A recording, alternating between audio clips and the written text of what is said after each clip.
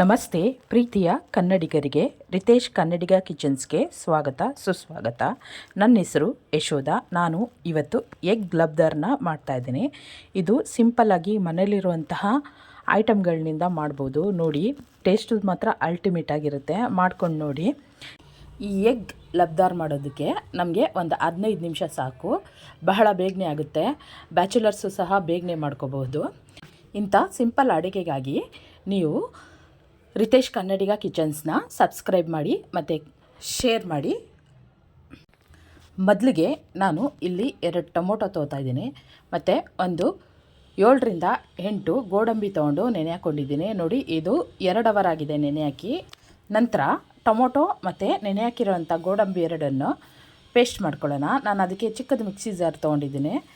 ಆ ಮಿಕ್ಸಿ ಜಾರ್ಗೆ ಟೊಮೊಟೊನ ಹೆಚ್ಚಿ ಹಾಕ್ಕೊತಾ ಇದ್ದೀನಿ ಮತ್ತು ನೆನೆಸಿರೋಂತಹ ಗೋಡಂಬಿನೂ ಸಹ ಸೇರಿಸ್ಕೊಂಡು ನುಣ್ಣಗೆ ರುಬ್ಕೋಬೇಕಾಗತ್ತೆ. ತೋರಿಸ್ತೀನಿ ನಾನು ಹೇಗೆ ರುಬ್ಬೋದು ಅಂತ. ನೋಡಿ, ಈ ರೀತಿ ನುಣ್ಣಗೆ ರುಬ್ಕೊಂಡ್ರೆ ಸಾಕಾಗುತ್ತೆ. ಜೊತೆಗೆ ಇಲ್ಲಿ ನಾನು 4 ಮೊಟ್ಟೆನ ತೊಗೊಂಡಿದ್ದೀನಿ. ಇವೆಲ್ಲನೂ ಪಕ್ಕದಲ್ಲಿ ಎತ್ತಿಟ್ಕೊಳ್ಳೋಣ. ನಂತರ ಒಲೆ ಮೇಲೆ ಬಾಣಲಿ ಇಟ್ಕೊಂಡು ಬಾಣಲಿ ಬಿಸಿ ಆದ ನಂತರ ಎಣ್ಣೆ ಹಾಕೋತಾ ಇದ್ದೀನಿ. ನಾನು ಇಲ್ಲಿ ಒಂದು 5ರಿಂದ 6 ಸ್ಪೂನು ಎಣ್ಣೆ ಹಾಕೋತಾ ಇದ್ದೀನಿ. ಇದು ಎಣ್ಣೆ ಜಾಸ್ತಿ ಬೇಕಾಗುತ್ತೆ, ಆದ್ದರಿಂದ ನಾನು 5ರಿಂದ 6 ಸ್ಪೂನು ಎಣ್ಣೆ ಹಾಕೋತಾ ಇದ್ದೇನೆ. ಎಣ್ಣೆ ಬಿಸಿ ಆದ ನಂತರ ನಾನು ಇಲ್ಲಿ ಬಿರಿಯಾನಿ ಎಲೆ ಉಪಯೋಗಿಸ್ತಾ ಇದ್ದೇನೆ. ನೋಡಿ, ಒಂದು ಬಿರಿಯಾನಿ ಎಲೆ ಹಾಕೋತಾ ಇದ್ದೇನೆ.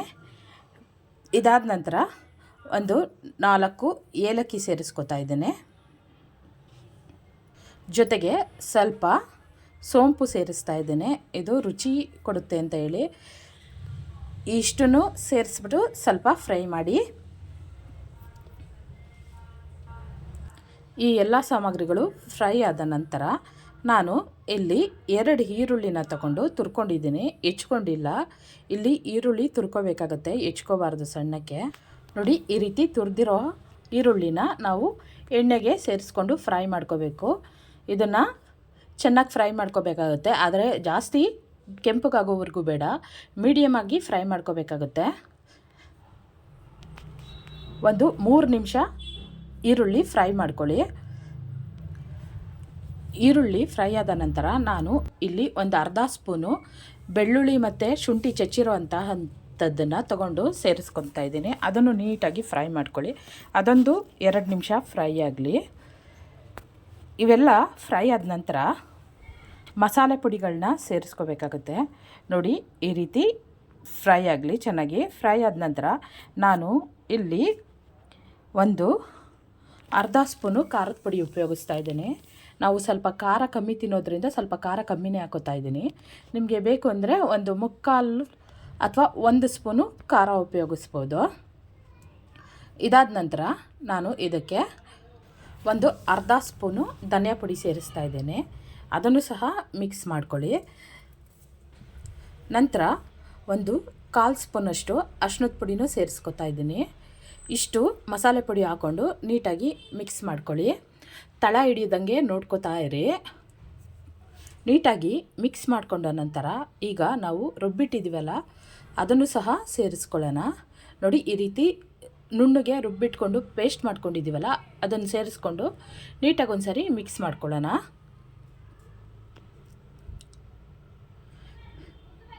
ಈ ರೀತಿ ಮಿಕ್ಸ್ ಮಾಡಿಕೊಂಡು ಒಂದು 5 ನಿಮಿಷ ಚೆನ್ನಾಗಿ ಫ್ರೈ ಆಗೋಕ್ಕೆ ಬಿಟ್ಬಿಡಿ. ಅದು ಎಣ್ಣೆ ಬಿಡಬೇಕು, ಅಲ್ಲಿವರೆಗೂ ನೀವು ಫ್ರೈ ಮಾಡ್ಕೊಳ್ಳಿ.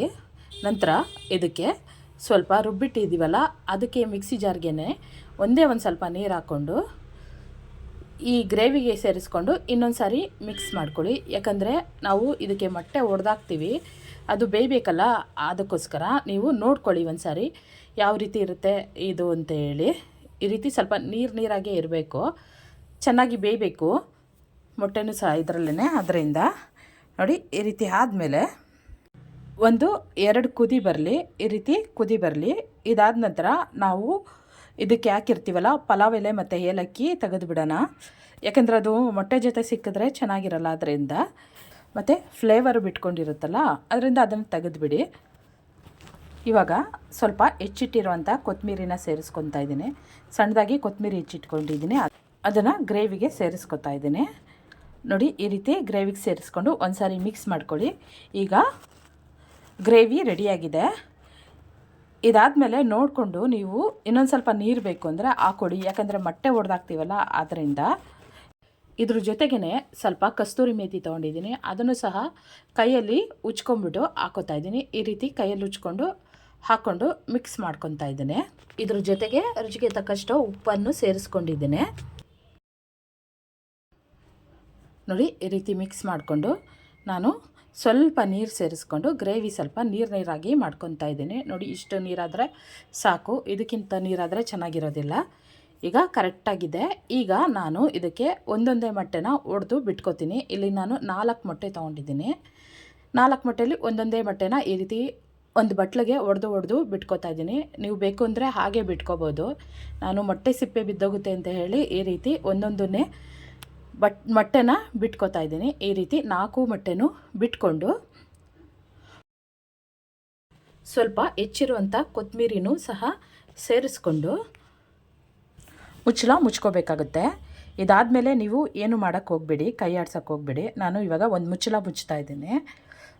ಒಂದು 5 ನಿಮಿಷ ಬಿಟ್ಬಿಟ್ಟು ಮುಚ್ಚಳ ತೆಗೆದು ನೋಡಿ ಆಗಿದೆ. ನಾನು ಮುಚ್ಚಳ ತೆಗಿತಾ ಇದ್ದೀನಿ. ನೋಡಿ ಎಗ್ ಲಬ್ದರ ಆಗಿದೆ, ಎಷ್ಟು ಚೆನ್ನಾಗಿ ಕಾಣ್ತಾ ಇದೆ ನೋಡಿ.